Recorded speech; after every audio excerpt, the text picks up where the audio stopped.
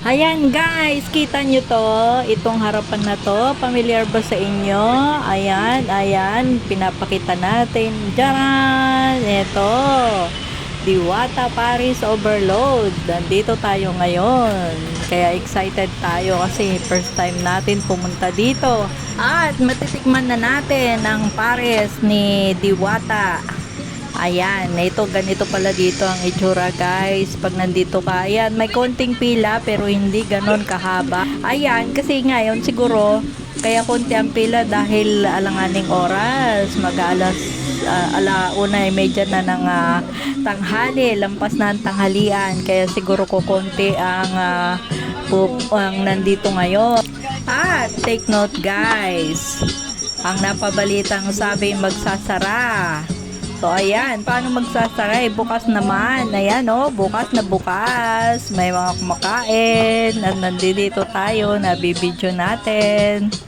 So, ito guys. Ayan, unlimited kanin. Unlimited sabaw. May soft drinks pang kasama. Sa halagang 100 piso lamang.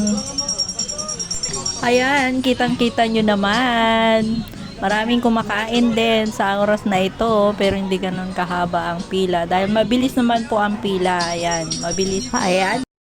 Ayan, kita nyo naman. Ang daming makain. Pero pag hindi ganyan karami, pagka mas marami pa. So ayan, at pwede pala ang GCash. Magbayad ng GCash pwede kung wala kang cash.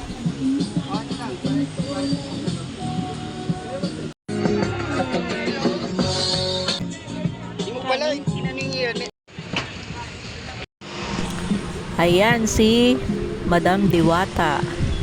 Ayan, sayang nga lang at hindi natin siya makita. Wala ata siya dito. So, ayan na lang muna ang ating ipapakita sa inyo yung kabuuan nitong lugar. Actually, malawak itong lugar niya eh. Oh.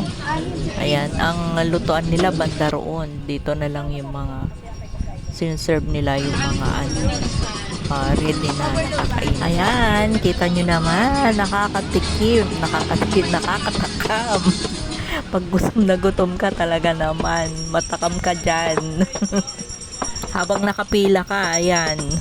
Sa mga hindi nakakaalam kung saan itong Paris Overload ni Diwata, ay dito ito sa may Pasay City.